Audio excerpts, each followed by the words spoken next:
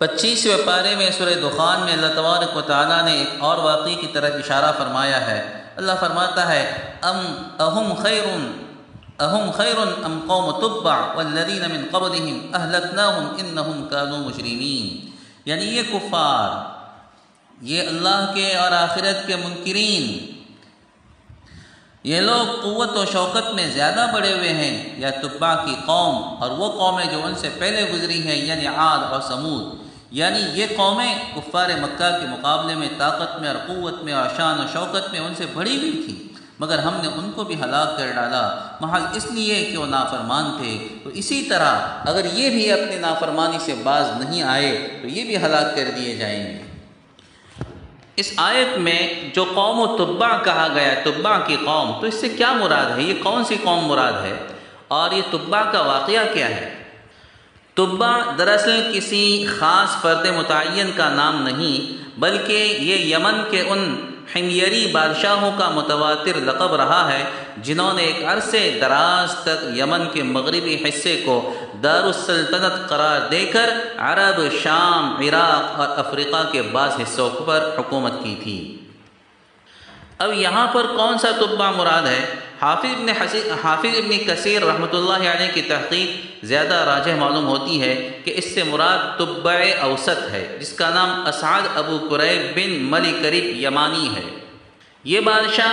حضور پاک صلی اللہ تعالی علیہ وسلم کے بعثت سے کم 700 سال پہلے گزرا ہے، اور یمن کے ان حمیری بادشاہوں میں اس کی مدت سلطنت سب سے زیادہ رہی ہے۔ اس نے اپنے عہد حکومت میں بہت سارے علاقے فتح کیے، یہاں تک کہ سمرقند تک پہنچ گیا تھا، اور محمد بن اسحاق کی روایت ہے کہ انہی فتوحات کے دوران وہ ایک مرتبہ مدینہ منورہ کی بستی سے گزرا اور اس پر چڑھائی کا ارادہ کیا۔ اہل مدینہ نے یہ طریقہ اختیار کیا کہ دن کے وقت اس سے لڑتے تھے اور رات کو اس کی میزبانی کرتے تھے، اس کی مہمان نوازی کرتے تھے، یعنی رات میں اس کے کھانے پینے کا انتظام کرتے تھے۔ یہ طریقہ دیکھ کر اسے شرم آئی اور اس نے مدینہ والوں سے لڑنے کا ارادہ منسوخ کر دیا۔ اسی دوران وہاں کے 2 یہودی عالموں نے اسے تنبیہ کی کہ اس شہر پر اس کا بس نہیں چل سکتا، اس لیے کہ یہ شہر نبی آخر الزمان حضرت محمد مصطفیٰ صلی اللہ تعالی علیہ وسلم کا مقام ہجرت ہے۔ چنانچہ اس نے ان دونوں یہودی علماء کو اپنے ساتھ لیا اور یمن چلا گیا، اور پھر ان کی تعلیم اور تبلیغ سے متاثر ہو کر اس نے حضرت موسیٰ کا دین قبول کر لیا جو اس وقت دین برحق تھا۔ پھر اس سے متاثر ہو کر اس کی پوری کے پوری قوم اسلام میں داخل ہوئی،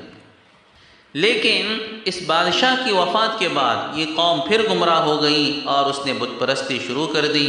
آتش پرستی، آگ کی پوجا شروع کر دی، جس کے نتیجے میں اللہ کا قہر ان پر نازل ہوا، اور جس کا تذکرہ سورہ سبا میں بھی اللہ تبارک و تعالیٰ نے کیا ہے۔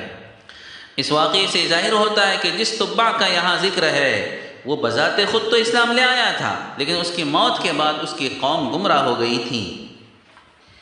اسی لیے روایتوں میں آتا ہے، امام احمد اور طبرانی وغیرہ نے روایت کیا ہے کہ حضور پاک صلی اللہ تعالی علیہ وسلم نے ارشاد فرمایا، لا تسبوا تبعا فإنه قد كان اسلم، تبع کو برا بھلا مت کہو اس لیے کہ وہ اسلام لے آیا تھا۔